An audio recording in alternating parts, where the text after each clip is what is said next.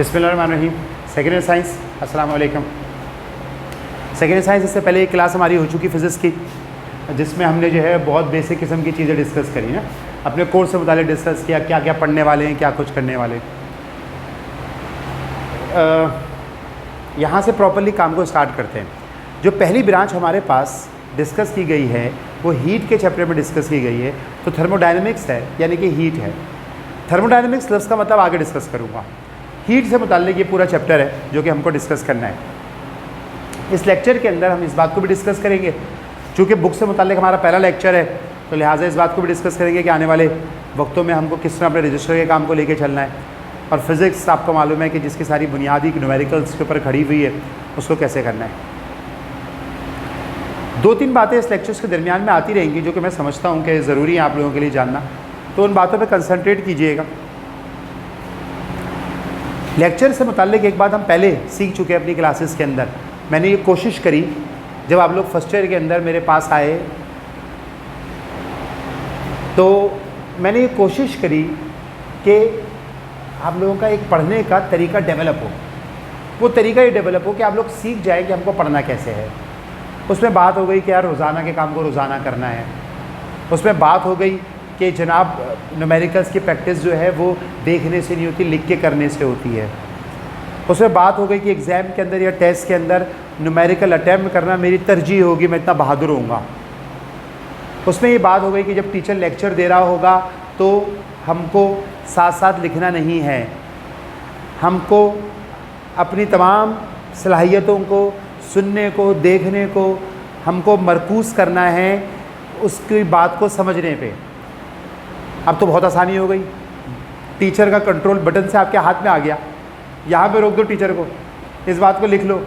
लेकिन क्या फ़ायदा, इधर भी ये वो चीज़ का मामला वही है, आपकी कंटिन्यूटी ख़राब हो जाएगी। जब कोई टीचर बोलता है कि इसको यहाँ पॉज कर दे, इस बात को यहाँ पे नोट कर दें, अच्छी बात है, कर लें, वरना तो कोशिश करेंगे चीज़ को कंटिन्यूटी में सुने।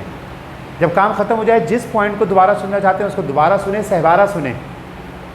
जो काम उतारना चाहते हैं उसको देख के उतारें, लेकिन चीज़ को कंटिन्यूटी में चलने दें, ताकि आपको आपका मिजाज, आपका मूड बन जाए। दूसरी बात ये कि टीचर, जिस तरह मैं क्लास के अंदर या कोई और टीचर क्लास में आपसे पूछा करता था कि इसका जवाब क्या होगा, तो टीचर के साथ उस चीज़ को आंसर करें। थोड़ी घर वाले, आसपास वाले आपको समझेंगे कि आप थोड़े खिसक गए, लेकिन उनकी फिक्र नहीं करें, उस चीज़ को आंसर करें। जब तक आप उस चीज़ में इंक्लूड नहीं होंगे ना, और उसमें डूबेंगे नहीं, जब तक आपको चीज़ का ना तो समझ में आना शुरू होगा, और अगर समझ में आता रहे तो मज़ा कम से कम नहीं आएगा। उसके लिए ज़रूरी है कि आप डूबें, उस चीज़ के साथ इंटरेक्ट करें, अपने आप को फील करें कि मैं फ़िज़िकल क्लास में बैठा हुआ हूँ, सर के साथ और फिज़िक्स पढ़ रहा हूँ, तो चीज़ ज़्यादा बेहतर समझ में आएगी, चीज़ अच्छी तरीके से समझ में आएगी, फ़ायदा आपका होगा। अल्टीमेटली मशवरा मैं दे रहा हूँ आपके फ़ायदे के लिए। तो बाद में भी काम को उतार सकते हैं, लेक्चर ख़त्म होने के बाद उतार सकते हैं, रिवाइंड करके देख सकते हैं। एक और चीज़ जो बड़ी ज़रूरी है, आने वाली वीडियोस में इसका बड़ा काम आएगा, और वो ये आएगा कि मेरा लर्निंग टाइम है 3 से लेकर 5 तक, तो मुझे 3 से लेकर 5 तक ये टाइम इससे बाहर निकल जाएगा। 6 बज जाएंगे, 7 बज जाएंगे, और आजकल आप लोग और कर भी क्या रहे हैं, सिर्फ यही काम तो करना है आपको। नहीं, फिज़िक्स के अलावा भी और भी बहुत कुछ पढ़ना है, केमिस्ट्री पढ़नी है, मैथ पढ़ना है। बात क्या है, बात यह है कि 3 बजे अगर वीडियो अपलोड हो रही है, वैसे 3:30 का टाइम एडजस्ट हो रहा है आजकल ना, तो 3 बजे वीडियो अगर अपलोड हो रही है तो 3 बजे वीडियो, 2:30 बजे मुझे काम लेके बैठना है। ये चीज़ ज़रूरी है मेरे लिए कि मैं 2:30 बजे लेके बैठूँ। जो पुरानी वीडियो सर ने बनाई थी एक दिन पहले या पिछले वीक की क्लासेस के अंदर जो अपलोड हुई थी, मैं उस वीडियो को प्ले करूँ आधा घंटा। जब मैं उस वीडियो को प्ले करूँगा, ज़मीन आसमान का फ़र्क आ जाएगा नई वीडियो को देख के लेक्चर को समझने में, ज़मीन आसमान का फ़र्क आ जाएगा। ये बिल्कुल वही वाली बात है जो हम क्लासेस में करते थे कि टीचर के आने से पहले रजिस्टर खोल लो, टीचर ने होमवर्क दिया हुआ है उसको कवर करके लेके आओ। टीचर इसीलिए होमवर्क देता था कि कवर करके मेरी क्लास में आएंगे तो माइंड बना हुआ होगा, आगे के काम को समझ सकते हैं। सेकेंड ईयर के अंदर आ गए हैं माशाल्लाह, सबसे सीनियर क्लास में हो गए आप लोग। वैसे वहाँ पर तो बीकॉम भी होती है, लेकिन जो ये कोर्स है साइंस को आगे लेके चलने का या साइंस को खैरबाद कहने का, तो ये आखिरी साल है। आगे लेके चलेंगे तो प्योर इंजीनियरिंग या मेडिकल में शिफ्ट हो जाएंगे, और खैरबाद कह देंगे, कॉमर्स की फील्ड ले लेंगे, तो साइंस से जान छूट जाएगी आज के बाद, इस साल के बाद। कहने का मतलब ये है कि अब तो आदतें अपनी सही कर लो भाई, तो बात यह है कि वो वीडियो सुने। मैं क्या करूँगा, मैं आके बहुत थोड़ा सा पुरानी वीडियो का इंट्रोडक्शन दूंगा, शायद 1 मिनट या 2 मिनट लगाऊँ। सिर्फ इस वजह से लगाऊंगा कि पुरानी वीडियो की कंटिन्यूटी बन जाए, वरना हकीकतन जो असल काम होगा वो असल काम तो जो है वो आपको पुरानी वीडियो को करके या पुरानी वीडियो को देख के आपका माइंड बना हुआ होगा और आप नई वीडियो को समझ सकेंगे। तो ये चीज़ अपने दिमाग में बिठाइए, ठीक है, कि आपने नई वीडियो को जो है वो देखने से पहले पुरानी वीडियो को उसी वक्त या उस दिन देखना है ताकि आप समझ सकें और मेरी वीडियो के 5 मिनट 10 मिनट ज़ाया नहीं हो कल की मोटी मोटी बातें समझाने में, सिर्फ मोटी मोटी बातें समझाऊँ। चैप्टर 11 जो हमारे पास है, ये तो पहली वीडियो है, तो यहाँ से काम स्टार्ट हो रहा है हमारे पास, वो हीट है। हीट है, सबसे पहले हम सब जानते हैं, मैट्रिक क्लास से हीट को जानते आ रहे हैं। मैं एक आसान सी बात करूँ, वही बात हमने हमेशा करी है कि हम जो है वो नोन से अननोन की तरफ जाएंगे। तो जो चीज़ हम जानते हैं पहले ज़रा उसके बारे में पढ़ें। हम जानते हैं काइनेटिक एनर्जी के बारे में, हमें मालूम है, मैट्रिक क्लास में पढ़ा, फिर फर्स्ट ईयर में पढ़ा मैकेनिक्स पूरी, हमें मालूम है कि जब मोशन होता है तो काइनेटिक एनर्जी होती है। तो इसका मतलब है कि मॉलिक्यूल्स मोशन कर रहे होते हैं तो मॉलिक्यूल्स के पास भी काइनेटिक एनर्जी होती है, ठीक है। और जो मॉलिक्यूल्स के पास काइनेटिक एनर्जी होती है तो molecules continuous in the state of motion होते हैं। और मॉलिक्यूल के पास जो है वो 3 किस्म की काइनेटिक एनर्जी होती है। और मॉलिक्यूल के पास जो 3 किस्म की काइनेटिक एनर्जी होती है वो क्यों होती है? क्योंकि मॉलिक्यूल का 3 किस्म का मोशन होता है, मॉलिक्यूल का 3 किस्म का मोशन होता है। तो मॉलिक्यूल के पास 3 किस्म का मोशन होता है। ट्रांसलेटरी मोशन, तो ट्रांसलेशनल काइनेटिक एनर्जी होती है, क्योंकि मॉलिक्यूल जो होते हैं किसी भी गैस के, किसी भी फ्लूइड के वो एक प्लेस से दूसरी प्लेस पे मूव कर रहे होते हैं, छलांगे मार रहे होते हैं, ट्रैवल कर रहे होते हैं, तो ट्रांसलेटरी मोशन होता है, पूरी पोजीशन तब्दील हो रही होती है, तो ट्रांसलेशनल काइनेटिक एनर्जी होती है। सॉलिड में इतनी जगह ही नहीं होती, तो सॉलिड में ट्रांसलेशनल काइनेटिक एनर्जी नहीं होती। उनके पास एंगुलर काइनेटिक एनर्जी होती है या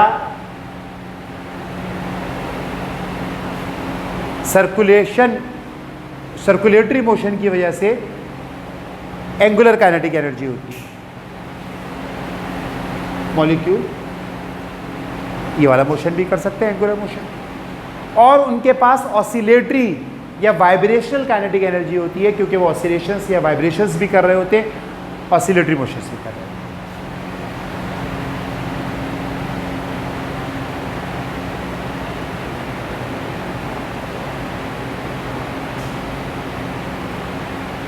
ठीक है, गैसेस में या लिक्विड्स में तो तीनों किस्म की काइनेटिक एनर्जी मिलना कॉमन सी बात है मॉलिक्यूल्स में। सॉलिड के अंदर जो है वो आम तौर के ऊपर सिर्फ और सिर्फ वाइब्रेशनल काइनेटिक एनर्जी मिलती है, क्योंकि इंटर एटॉमिक स्पेसेस बहुत कम होती हैं, तो मॉलिक्यूल जो होते हैं एटम्स जो होते हैं वो बस अपने पड़ोसी के साथ अपनी जगह पे रह के वाइब्रेट कर सकते हैं, तो वाइब्रेशनल काइनेटिक एनर्जी होती है। एंगुलर काइनेटिक एनर्जी और ट्रांसलेशनल काइनेटिक एनर्जी, तीनों किस्म की काइनेटिक एनर्जी फ्लूइड्स के मॉलिक्यूल्स में ज़्यादा मिलती है। तो मॉलिक्यूल के पास 3 किस्म की काइनेटिक एनर्जी है। जब हम टोटल काइनेटिक एनर्जी की बात करते हैं किसी भी मॉलिक्यूल की, तो वो हीट हो जाती है। टोटल काइनेटिक एनर्जी हीट हो जाती है। तीनों किस्म की काइनेटिक एनर्जी को प्लस कर दिया, टोटल काइनेटिक एनर्जी निकाल ली, वो हीट है। सिंपल सी बात है। यानी कि किसी भी बॉडी की टोटल काइनेटिक एनर्जी मॉलिक्यूल्स की निकाल ली जाए तो वो हीट एनर्जी कहलाएगी। ज़बरदस्त बात है। एक और बात यहाँ पे सीखने की, जब मैं एनर्जी का काम पढ़ा रहा था फर्स्ट ईयर में, तो मैंने एक बात बोली कि यार एनर्जी जो है ना वो मेजरली 2 ही किस्म की होती है, काइनेटिक एनर्जी, पोटेंशियल एनर्जी। अब आपको समझ में आ रहा है कि हीट एनर्जी की डेफिनेशन करी जाती है on the basis of kinetic energy, ठीक है। तो total kinetic energy of all the molecules of a body is called its heat energy. Total kinetic energy तमाम मॉलिक्यूल की, जितने मॉलिक्यूल जिसमें मौजूद है, वो टोटल एनर्जी जो है वो हीट एनर्जी कहलाएगी, ठीक है। अब अगली बात सुनिए, जब तक वो बॉडी के अंदर है वो काइनेटिक एनर्जी, ये बड़ा बारीक सा कॉन्सेप्ट है, लेकिन आपका बिल्डिंग ब्लॉक है फिजिक्स का। आपकी जो ये दीवार खड़ी होने वाली है, इसको सीधा रखने के लिए ज़रूरी है कि इस कॉन्सेप्ट को अंडरस्टैंड कर लिया जाए।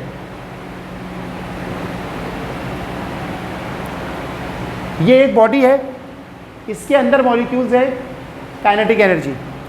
ये एक बॉडी है, इसमें मॉलिक्यूल है, काइनेटिक एनर्जी, मॉलिक्यूल्स के पास काइनेटिक एनर्जी है। वो आप बोलते हैं कि ये हीट एनर्जी है, लेकिन वो मॉलिक्यूल्स की काइनेटिक एनर्जी है।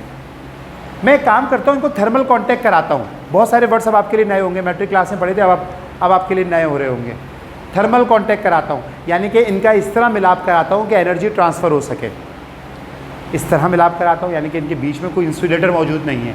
इंसुलेटर वो शीट या वो बॉडी जो अपने अंदर से एनर्जी को ट्रांसफ़र की इजाज़त नहीं देती, इंसुलेटर। मैं इनका थर्मल कॉन्टैक्ट कराता हूँ। बड़ा हो गया यहाँ बनाने में, लेकिन आप बुरा मत मानिएगा, समझ जाइएगा कि ये वाली बॉडी है, ये वाली बॉडी है। ये मैंने इनका थर्मल कॉन्टैक्ट करा दिया। अब इसमें एनर्जी ट्रांसफ़र हो सकती है, कॉन्टैक्ट करा दिया, एनर्जी ट्रांसफ़र हो सकती है, एनर्जी ट्रांसफ़र होगी। इसमें से एनर्जी इसमें क्यों आ रही है, इसका फैसला टेम्परेचर की बुनियाद पे होगा। समझ में आ गई बात? टेम्परेचर क्या बात आएगी? Temperature is the property which shows the direction of flow of heat. Temperature, ये गर्म था, इसका टेम्परेचर ज़्यादा था, ये ठंडा था, इसका टेम्परेचर कम था। तो टेम्परेचर क्या चीज़ हुई?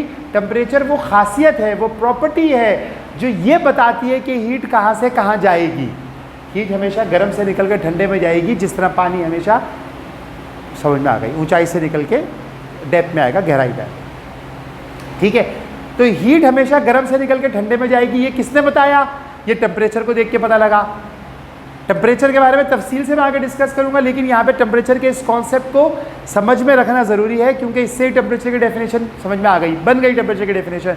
वो वाली बात शायद 9th क्लास में पढ़ी थी या उससे भी पहले पढ़ी होगी साइंस वगैरह में, कि temperature is the measure of coldness और हॉटनेस ऑफ अ बॉडी। सही बात है, किसी जिस्म की ठंडक की या गर्माइश की पैमाइश टेम्परेचर कहलाती है, सही बात है, लेकिन उससे आगे और उससे अच्छी बातें भी मौजूद है ना। तो temperature is the property which shows the direction of flow of heat, और इससे भी अच्छी बात मौजूद है, आगे पढ़ेंगे, आगे सुनें। टेम्परेचर ने फैसला किया कि हीट कहाँ से कहाँ जाएगी। हीट यहाँ से निकल के यहाँ आने लगी। इसके अंदर क्या थी? Kinetic energy. इसमें आ जाएगी, किसको मिल जाएगी? मॉलिक्यूल्स को। मॉलिक्यूल्स की काइनेटिक एनर्जी बढ़ जाएगी, तो इसमें आके क्या बन जाएगी? Kinetic energy. इसमें थी काइनेटिक एनर्जी, इसमें आ गई काइनेटिक एनर्जी। हीट कहाँ है? एनर्जी इन ट्रांजिशन, जो एनर्जी सफ़र में होती है। आप बोलेंगे दोनों मिले हुए हैं। हाँ, मैं जानता हूँ दोनों मिले हुए हैं, लेकिन एनर्जी ने सफ़र तो किया। जो एनर्जी ट्रांजिशन में थी वो हीट एनर्जी कहलाएगी, जो एनर्जी सफ़र में आई वो हीट एनर्जी कहलाएगी, क्योंकि इसमें थी तो काइनेटिक एनर्जी, इसमें थी तो काइनेटिक एनर्जी। हीट कब कहलाएगी? जब दरमियान में होगी, यानी कि ट्रांजिशन में होगी, सफ़र में होगी। मैंने कहा बहुत बारीक सी लाइन है, लेकिन बिल्डिंग ब्लॉक को सीधा रखने के लिए, दीवार सीधी खड़ी करने के लिए इसको समझना, कॉन्सेप्ट को दिमाग में बिठाना ज़रूरी है। ये बात समझ में आ गई, मामला क्लियर है। आप ना समझिए, आप ये बोलते रहिए कि हीट एनर्जी इसमें, हीट एनर्जी इसमें। आप गलत नहीं बोल रहे हैं, आप सही बोल रहे हैं। ठीक है, हीट क्या है? Total kinetic energy of all the molecules of a body. Okay, temperature क्या है? Temperature is the property which shows the direction of flow of heat. ठीक है, हीट क्या है? Energy in transition. वो एनर्जी जो सफ़र में होगी वो हीट एनर्जी होगी, क्योंकि वो जिस बॉडी में होगी तो काइनेटिक एनर्जी कहलाएगी, जिस बॉडी में चली जाएगी तो काइनेटिक एनर्जी बन जाएगी। Energy in transition is called heat energy. जब वो सफ़र में होगी तो वो क्या कहलाएगी? हीट एनर्जी कहलाएगी। क्लियर हो गई बात? ठीक है जी। हीट एनर्जी को नापने के लिए यूनिट्स क्या होती है? एनर्जी की यूनिट्स, एनर्जी की यूनिट्स। मिसाल के तौर के ऊपर एनर्जी की यूनिट्स में जूल, साइंटिस्ट के नाम के ऊपर है, ऐसा यूनिट है। फैसला कर लिया गया कि पूरी दुनिया के अंदर एनर्जी को जूल में नापेंगे। ठीक है, CGS यूनिट, बड़ा पाला पड़ता है इससे हमारा, और ये हमारी ज़िंदगी की बहुत बड़ी टेंशन है, कैलोरी। CGS यूनिट, ठीक है, अर्ग भी बोलते हैं कैलोरी। और FPS सिस्टम की, ब्रिटिश इंजीनियरिंग सिस्टम की, BE सिस्टम की unit BTU, British thermal unit. सबसे ज़्यादा पाला जूल से पड़ेगा, ऐसा यूनिट है, सब कुछ मालूम है जूल के बारे में। कैलोरी, हम लोग, मैंने बोला ना सबसे ज़्यादा हमारा पाला इससे पड़ता है यार, कैलोरी का बहुत सुनते हैं, खाने पीने की कैलोरीज़ की बड़ी बात होती है। कैलोरीज़ की इसमें जो है वो खाने में 200 कैलोरीज़ हैं, इस खाने में 500 कैलोरीज़ हैं। एक नॉर्मल आदमी को दिन में 2000 कैलोरीज़ की ज़रूरत होती है। ये बहुत एक लंबा चौड़ा सबक है जो कि आप लोगों ने बहुत सारा सुना है। ये कैलोरीज़ की बात क्यों करती है? उसका मतलब होता है कि इस फूड को, ये एक सेब है, इसमें 50 कैलोरीज़ मौजूद हैं, यानी कि इस सेब को जब आप खाएंगे तो ये डाइजेशन के प्रोसेस से गुजर के जो आपके जिस्म में एनर्जी पैदा करेगा, हीट पैदा करेगा, वो एनर्जी, वो हीट एनर्जी की फॉर्म में पैदा होगी, जिसको आप मैकेनिकल एनर्जी में कन्वर्ट करवाएंगे, चलने फिरने में इस्तेमाल करेंगे। और नहीं कन्वर्ट करवाएंगे तो स्टोर कर देंगे अपने जिस्म में। नतीजा आपको मालूम है। कैलोरीज़ कितनी हीट एनर्जी पैदा करेगा? इसमें 50 कैलोरीज़ है, यानी कि ये आपके जिस्म में जाके डाइजेशन के प्रोसेस से गुजर के 50 कैलोरीज़ पैदा करेगा। एनर्जी बताई जा रही है, ठीक है। 1 कैलोरी की डेफिनेशन भी कर सकते हैं कि जब आप 1 ग्राम पानी को 1 डिग्री सेंटीग्रेड गर्म करना हो, 1 ग्राम पानी को 1 डिग्री सेंटीग्रेड गर्म करना हो, तो जो एनर्जी आपको देनी पड़ेगी वो 1 कैलोरी होगी। या जो एनर्जी आप निकालेंगे ठंडा हो जाएगा पानी, ठंडा हो जाएगा, वो 1 कैलोरी होगी। तो 1 डिग्री का फ़र्क पड़ जाएगा 1 ग्राम पानी में। और टू बी एग्जैक्ट कैलकुलेशन करते वक्त वो भी बता दिया गया कि वो 1 डिग्री कौन सा होगा, 14.5 डिग्री सेंटीग्रेड से 15.5 डिग्री सेंटीग्रेड। आप बोले सर ये क्या बात हुई, 0 डिग्री सेंटीग्रेड से 1 डिग्री सेंटीग्रेड क्यों नहीं कहा, 2 डिग्री सेंटीग्रेड क्यों नहीं कहा? पानी के एनुअलस एक्सपेंशन की वजह से पानी का बिहेवियर हीट के साथ डिफरेंट होता है। फैलना है, सिकुड़ना है, तो मॉलिक्यूल्स भी जो है वो डिफरेंट मूवमेंट रखते हैं। तो ये एवरेज निकाल दिया गया। आप 12 से 13 की बात कर ले, इतना ही होगा। 14 से 15 की बात कर लीजिए, इतना ही होगा। 14.5 से 15.5 क्यों कर दिया गया? ताकि डेफिनेशन जब होती है तो उसमें चीज़ को महसूस करना पड़ता है, ठीक है। BTU, ब्रिटिश थर्मल सिस्टम की unit, British thermal unit, British engineering system की यूनिट। जब 1 पाउंड पानी को 1 फ़ारेनहाइट गर्म करना हो, 1 फ़ारेनहाइट गर्म करना हो, तो जो एनर्जी इन्वॉल्व होती है वो 1 BTU होती है। 1 कैलोरी 4.18 4.2 जूल के बराबर होती है। 1 BTU 1055 जूल के बराबर होता है। तो जूल इन तीनों में सबसे छोटी यूनिट है, लेकिन ऐसा यूनिट है, इसकी बड़ी प्रॉपर डेफिनेशन है और बड़ी प्रॉपरली इसको इस्तेमाल किया जाता है। 1 BTU, दोबारा मैं बात करूं, 1 पाउंड SI सिस्टम में मास की यूनिट किलोग्राम है, ठीक है। CGS सिस्टम में मास की यूनिट ग्राम है। ये रिवीजन की अगर से बात करना ज़रूरी होता है, हमारा दिमाग खुलता रहता है ना, कि चीज़ें हमारे दिमाग में ताज़ा होती रहती हैं। और FPS सिस्टम में मास की यूनिट स्लग है, पाउंड नहीं है, पाउंड फोर्स की यूनिट है। तो तकरीबन 1/32 स्लग के बराबर होता है 1 पाउंड। 1/32 स्लग के बराबर होता है 1 पाउंड, ठीक है। तो 1 पाउंड पानी को अगर 1 फ़ारेनहाइट गर्म करना है तो जो यूनिट हम इस्तेमाल करते हैं वो 1 BTU यूनिट या 1 BTU एनर्जी कहलाएगी। क्लियर हो गई बात, ठीक है बच्चों। ये हीट और हीट से मुतालिक यूनिट हो गई, हीट की ट्रांजिशन हो गई कि एनर्जी की ट्रांजिशन। टेम्परेचर की तरफ आते हैं। Temperature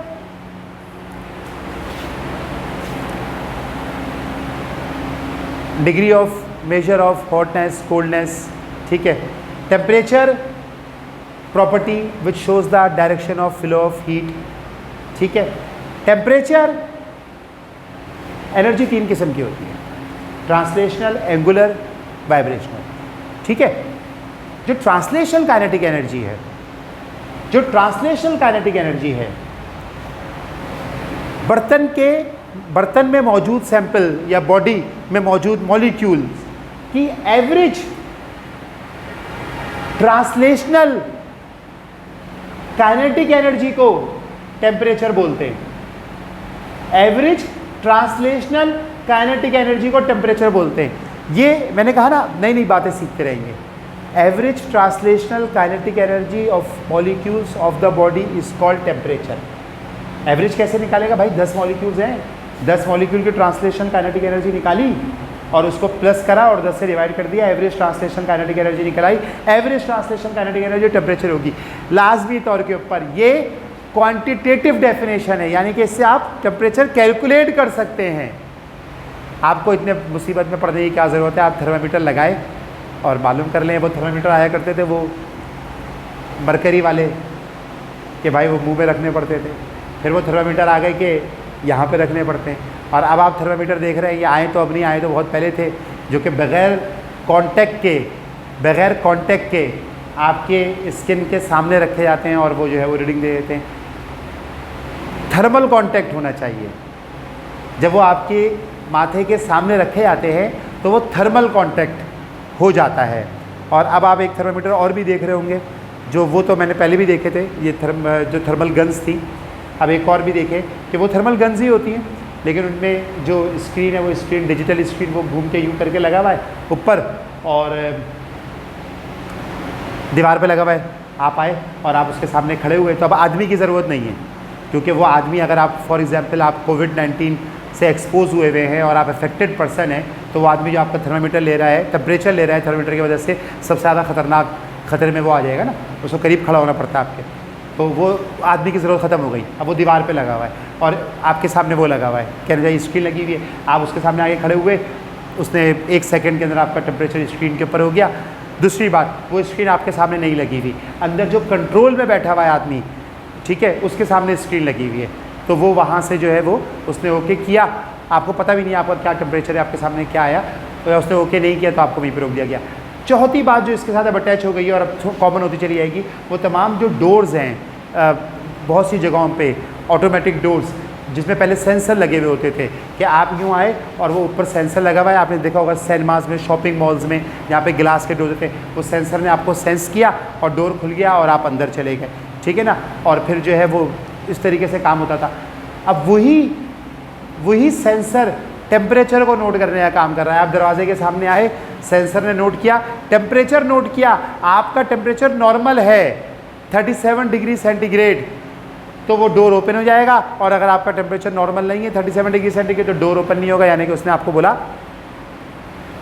no mask no service, temperature सही नहीं है आपका, सर्विस नहीं है, बाहर जाइए। तो अब वो जो चीज़ें हैं वो वक्त के साथ साथ तब्दील होती चली आ रही हैं, ठीक है जी। तो उसमें अब नई नई चीज़ें आती चली जाएंगी, बच के कहाँ जाओगे। Average translation kinetic energy temperature कहलाती है। तो टेम्परेचर की क्वांटिटेटिव डेफिनेशन है, क्वांटिटेटिव डेफिनेशन की सीखने की हद तक ज़रूरत है, न्यूमेरिकल्स में ज़रूरत है कि अगर कभी किसी बॉडी का टेम्परेचर निकालना होगा तो एवरेज ट्रांसलेशनल काइनेटिक एनर्जी निकालेंगे मॉलिक्यूल्स की, तो आपके पास टेम्परेचर निकल आएगा। लाजमी तौर के ऊपर ये एब्सोल्यूट टेम्परेचर निकलेगा। एब्सोल्यूट टेम्परेचर वो टेम्परेचर जिसकी यूनिट केल्विन होती है। टेम्परेचर की यूनिट सेंटीग्रेड भी होती है, टेम्परेचर की यूनिट फ़ारेनहाइट भी होती है, टेम्परेचर की यूनिट केल्विन भी होती है। एब्सोल्यूट टेम्परेचर उस टेम्परेचर को बोलते हैं जो कि केल्विन यूनिट के अंदर होता है।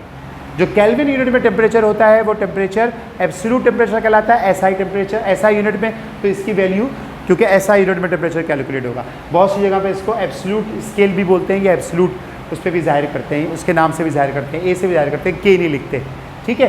बाकी जो टेम्परेचर के स्केल्स हैं, जो स्केल्स हैं वो सेंटीग्रेड है, हमको मालूम है सेंटीग्रेड बंदे के नाम पे सेल्सियस, ठीक है। और दूसरा जो है वो फ़ारेनहाइट है, फ़ारेनहाइट जो है वो भी बंदे के नाम के ऊपर है, फ़ारेनहाइट।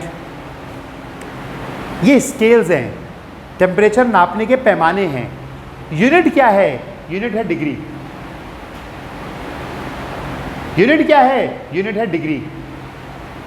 छोटा सा निशान मालूम है, डिग्री यूनिट है डिग्री। तो सेंटीग्रेड स्केल पे मैं काम कर रहा हूं और सेंटीग्रेड स्केल पे काम करने के बाद यूनिट है degree. 1 degree, 2 degree, 3 degree, 4 degree. ये बताने के लिए कि मैंने काम सेंटीग्रेड स्केल पे किया है, मैं सी लगाऊंगा और टेम्परेचर कितना होगा 4 डिग्री। मेजरमेंट क्या होगी 5 डिग्री, 4 डिग्री, 3 डिग्री, 3 नंबर और डिग्री यूनिट, डिग्री यूनिट, क्योंकि वो सेंटीग्रेड स्केल पे नापी गई है तो सीधा से लगा दिया। तो टेम्परेचर की यूनिट क्या है? डिग्री है। फ़ारेनहाइट के अंदर क्या है? डिग्री है। सेंटीग्रेड में क्या है? डिग्री है। केल्विन के अंदर, केल्विन स्केल के ऊपर यूनिट डिग्री नहीं है, केल्विन स्केल के ऊपर केल्विन यूनिट का नाम है। टेम्परेचर क्या है 1 केल्विन, टेम्परेचर क्या है 2 केल्विन, टेम्परेचर क्या है 3 केल्विन, टेम्परेचर क्या है 4 केल्विन। केल्विन के साथ डिग्री नहीं लगेगा, सही है, क्योंकि वहाँ पे यूनिट डिग्री नहीं है, वहाँ पे यूनिट का नाम है केल्विन, साइंटिस्ट के नाम के ऊपर है। और बड़ा मशहूर साइंटिस्ट था लॉर्ड केल्विन, लॉर्ड कहा गया, लॉर्ड का खिताब उसको मिलता है जिसने इंग्लैंड के अंदर, ब्रिटिश एम्पायर के अंदर बहुत काबिल ज़िक्र काम किया हो, चाहे साइंस की फील्ड में किया हो चाहे किसी और फील्ड में किया हो। न्यूटन को भी लॉर्ड का खिताब मिला था। अच्छा जी, आ जाइए। टेम्परेचर क्या है? Average translational kinetic energy. Temperature की यूनिट्स क्या है? Centigrade, Fahrenheit, kelvin. एक और चीज़ मैं आपसे बोलूँ यहीं पे इसके बाद, टेम्परेचर की 3 डेफिनेशन हो गई। क्वालिटेटिव डेफिनेशन थी मेजरमेंट ऑफ हॉटनेस और कोल्डनेस। दूसरी डेफिनेशन आपके सामने थी temperature is the property which shows the direction of flow of heat. Temperature को देख के फैसला लगता है कि फैसला होता है कि हीट कहाँ से कहाँ जाएगी, हमेशा गर्म से ठंडे की तरफ जाएगी, ठीक है। और क्वांटिटेटिव डेफिनेशन कि temperature is the average translational kinetic energy of all the molecules of a body. ज़बरदस्त। अगली बात, ये कन्वेंशन है कि टेम्परेचर को 30,000 करते हैं जब केल्विन में नापा जाए, हम स्मॉल टी भी लिख देते हैं, लेकिन टेम्परेचर को केल्विन में नापना अपनी आदत बनानी है। न्यूमेरिकल्स में भी केल्विन में इस्तेमाल होगा। फर्स्ट ईयर के अंदर भी केमिस्ट्री के न्यूमेरिकल्स करते रहे तो टेम्परेचर केल्विन में लेने की आदत डाली गई। एब्सोल्यूट टेम्परेचर, केल्विन वाला टेम्परेचर। अगर कभी टेम्परेचर का इंटरवल की बात हो रही है तो डेल्टा टी, टेम्परेचर का फ़र्क, टेम्परेचर का डिफरेंस केल्विन के अंदर, ठीक है। सॉरी, टेम्परेचर का डिफरेंस डेल्टा टी, वो तो आप चाहे सेंटीग्रेड वाले का निकालें चाहे केल्विन वाले का निकालें, डिफरेंस और डिफरेंस ही होता है डेल्टा टी। जब टेम्परेचर लिखते हैं ना, जब टेम्परेचर लिखते हैं तो 3 डिग्री सेंटीग्रेड ऐसे लिख दिया। जब टेम्परेचर लिखते हैं ना तो 5 डिग्री सेंटीग्रेड ऐसे लिख दिया। जब डेल्टा टी लिखेंगे ना, समझे क्या किया? ये कन्वेंशन, एक रिवायत है, आप ना करें ऐसा, अपनी अलग 1.5 ईंट की मस्जिद बना लें, वरना तो इधर समझ लें बात को। जब एक टेम्परेचर होगा तो इस तरह लिखा जाएगा, जब एक टेम्परेचर होगा इस तरह लिखा जाएगा, और जब 2 टेम्परेचर का डिफरेंस होगा ना तो एक रिवायत है कि डिग्री का निशान बजाय बीच में बनाने के आखिर में बना देते हैं। ये इस वजह से है कि मेरे जैसा अगर कोई बेवकूफ़ आदमी हो ना और कहीं पे उसको लिखा हुआ मिले, इस तरह से लिखा हुआ मिले, तो ये ना पूछना पड़े उसको कि ये स्पेसिफिक एक वक्त का टेम्परेचर है या 2 टेम्परेचर के बाद डिफरेंस है। वो बेवकूफ़ आदमी ये देख के ही पता कर ले कि ये डिग्री बाद में लगी हुई है ना, तो ये 2 के दरमियान डिफरेंस कैलकुलेट करके आपको दिया गया है। बात समझ में आ गई? तो जब आंसर लिखना ना तो याद रखना, कोशिश करना कि अब जब भी डाटा के अंदर वैल्यू लिखो तो T1 T2 ऐसे लिखो, और जब डेल्टा टी लिखो ना तो ऐसे लिखो, चाहे सेंटीग्रेड हो चाहे फ़ारेनहाइट हो, इसमें कोई मसले वाली बात नहीं, ठीक है। सुनो अगली बात, जब सब कुछ नोट्स के अंदर लिखा हुआ मिल जाएगा, कुछ बातें होंगी इसमें से जो नोट्स में नहीं मिलेंगी, तो कोई मसला नहीं है। वो जो है वो आपके सामने ये स्क्रीन तो है, बटन टीचर का कंट्रोल आपके हाथ में है, रिवाइंड दबाओ, पीछे ले जाओ, बोर्ड को भी पीछे ले जाओ, हमको भी पीछे ले जाओ। आगे सुनो, 3 स्केल्स हैं, centigrade scale, Fahrenheit scale, Kelvin scale. हर स्केल का स्टार्टिंग पॉइंट समझा जाता है फ्रीजिंग पॉइंट ऑफ वाटर, और एंडिंग पॉइंट या अपर पॉइंट समझा जाता है बॉइलिंग पॉइंट ऑफ वाटर। उनका एक स्टैंडर्ड बनाया गया है। तो इसका मतलब है कि जब पानी जमता है तो उस वक्त 0 डिग्री सेंटीग्रेड होता है, और जब पानी जमता है तो 32 डिग्री फ़ारेनहाइट होता है, और जब पानी जमता है तो 273 केल्विन होता है, और जब पानी जोश खाता है यानी कि इन स्केल्स का अपर लेवल, तो टेम्परेचर 100 डिग्री सेंटीग्रेड होता है, टेम्परेचर 212 डिग्री फ़ारेनहाइट होता है, और टेम्परेचर 373 केल्विन होता है। समझे? इसका मतलब ये नहीं है कि आप कल को ये अपर लेवल आ गया 100 डिग्री सेंटीग्रेड तो कभी का टेम्परेचर 500 डिग्री सेंटीग्रेड होगा तो आप ये स्केल इस्तेमाल नहीं कर सकते। इस्तेमाल कर सकते हैं, लेकिन ये स्केल बना दिया गया ना भाई। अब स्केल बना दिया गया, जैसे आपको स्केल बना के दिया गया 1 इंच कि ये 0 से लेकर 1 इंच है। अब 0 से लेकर 1 इंच है वो आपको बना दिया गया, उसके बीच में 8 लाइनें आपको बना के 16 लाइनें बेसिकली ड्रॉ करके दे दी गई, और उन 16 लाइनों का फिर आपने 8 का भी बना लिया, 4 का भी बना लिया, किसी ने 10 का बनाया, लेकिन बेसिकली वो 0 से लेकर 1 तक का वो 1 इंच बना दिया गया। अब उस 1 इंच को एक बार देखा 2 इंच, फिर 3 बार, अब 6 इंच का बना लो, अब चाहे 12 इंच का बना लो। तो जो स्केल बनाया गया सेंटीग्रेड स्केल, उसका एक स्टार्टिंग पॉइंट और एक एंडिंग पॉइंट दिया गया, जिसका लेंथ के स्केल का 0 इंच और 1 इंच लिया गया। समझे? तो इसी तरीके से सारे स्केल्स बनाए गए, उसके बाद वो मल्टीप्लाई होते रहेंगे और जितना आगे तक टेम्परेचर नापना है नापते रहो। तो 0 डिग्री सेंटीग्रेड पानी का फ्रीजिंग पॉइंट है और 100 डिग्री सेंटीग्रेड पानी का बॉइलिंग पॉइंट है। तो बीच में कितने स्केल्स या कितनी कैलिब्रेशंस होंगी? बीच के अंदर लाजमी तौर पे समझ में आ रहा है कि 100 डिग्रीज होंगी या बीच में जो है वो 100 डिविजन्स होंगी, सही है ना? इसके बीच में कितनी होंगी? 32 से लेकर 212 तक 180 डिविजन्स होंगी। और यहाँ पे कितनी डिविजन्स होंगी? यहाँ पे 100 डिविजन्स होंगी। तो ज़बरदस्त बात। तो हर एक आदमी को एक बात समझ में आ गई, 100 डिविजन्स होती हैं, 100 डिविजन्स होती हैं। स्टार्टिंग पॉइंट एक जैसा है freezing point of water, starting point एक जैसा है, एंडिंग पॉइंट एक जैसा है बॉइलिंग पॉइंट ऑफ वाटर, और बीच में 100 डिवीजन बच गया। बीच में 100 डिवीजन, इसका मतलब क्या हुआ कि 1 डिग्री सेंटीग्रेड 1 केल्विन के बराबर होता है। स्टार्टिंग में फ़र्क है, वो 0 से स्टार्ट हो रहा है, 273 से स्टार्ट हो रहा है, स्टार्टिंग में इसका फ़र्क है। लेकिन अगर कभी किसी जिस्म का टेम्परेचर 1 डिग्री सेंटीग्रेड बढ़ेगा 0 से ऊपर, 0 के बाद 1 हो जाएगा, तो केल्विन के अंदर भी 1 हो जाएगा, केल्विन 274 हो जाएगा। 0 के बाद 5 हो जाएगा, 5 डिग्री सेंटीग्रेड बढ़ गया तो केल्विन के अंदर 273 के बाद 5 हो जाएगा, 5 बढ़ जाएगा 278 हो जाएगा। 10 डिग्री सेंटीग्रेड बढ़ जाएगा 0 के बाद तो केल्विन के अंदर भी 10 केल्विन बढ़ जाएगा, 273 के बजाय 283 केल्विन हो जाएगा। तो 1 डिग्री सेंटीग्रेड 1 केल्विन के बराबर होता है above the freezing point of water, ठीक है। लेकिन सेंटीग्रेड और फ़ारेनहाइट के एक एक लाइन बराबर नहीं होती। अगर इतनी जगह के अंदर 100 डिवीज़न बने हुए हैं सेंटीग्रेड के, तो इतनी ही जगह के अंदर फ़ारेनहाइट के 180 डिवीज़न बने हुए हैं। तो सबको नज़र आ रहा है कि इसका 1 डिग्री बढ़ना, इसका 1 डिग्री बढ़ना नहीं कहलाएगा, इसका 1 डिग्री बढ़ना, इसका 1 डिग्री बढ़ना नहीं कहलाएगा। इसकी 100 डिग्रीज बढ़ती हैं तो इसकी 180 डिग्रीज बढ़ जाती हैं, तो इसकी 100 डिग्रीज बढ़ती हैं तो इसकी 180 डिग्रीज बढ़ जाती हैं, तो इसकी 1 डिग्री बढ़ेगी। 100 का आ गया, इसके नीचे आ गया, तो 1.8 डिग्री फ़ारेनहाइट में 1.8 डिग्री का फ़र्क पड़ेगा। अगर 1 डिग्री सेंटीग्रेड बढ़ाओगे तो फ़ारेनहाइट में 1.8 बढ़ेगा, फिर 2 डिग्री सेंटीग्रेड बढ़ाओगे तो 3.6 बढ़ेगा, फिर 3 डिग्री सेंटीग्रेड बढ़ाओगे तो 5.4 बढ़ेगा, क्योंकि हर बार 1.8 का डिफरेंस आएगा। तो 1 डिग्री सेंटीग्रेड बराबर होता है 1.8 डिग्री फ़ारेनहाइट के। 1.8 डिग्री फ़ारेनहाइट को अगर मैं फ्रैक्शन में लिखूँ डेसिमल के बजाय, तो ये बनता है 9/5, 1.8। तो कहीं कहीं फॉर्मूलों में आपको 9.5 नज़र आएगा, बचपन से याद होगा, ठीक है ना। तो 9/5 जगह से नज़र आता है सेंटीग्रेड और फ़ारेनहाइट के इंटर कन्वर्जन के फॉर्मूलों में, कि 9/5 का मतलब होता है 1.8 और सेंटीग्रेड और फ़ारेनहाइट में आपस में 1.8 का रिलेशन है, क्योंकि 1 डिग्री सेंटीग्रेड से 1.8 डिग्री फ़ारेनहाइट का कनेक्शन होता है। तो अगर मैं आपसे बोलूं कि भाई बहुत सिंपल सी बात है, नज़र आ गया, अगर मैं आपसे बोलूं कि टेम्परेचर में 1 डिग्री सेंटीग्रेड का इजाफा हुआ है, तो आप बोलेंगे कि फ़ारेनहाइट में 1.8 डिग्री फ़ारेनहाइट का इजाफा हुआ है, ठीक है। अच्छा, एक और चीज़ हमारे पास यहाँ पर इसके साथ, ठीक है बच्चों, यहाँ पे हम इस काम को समेटते हैं ताकि उसके बाद जो है वो हम अपना जो है वो बाकी अगला काम जो है वो नेक्स्ट लेक्चर में वो करेंगे।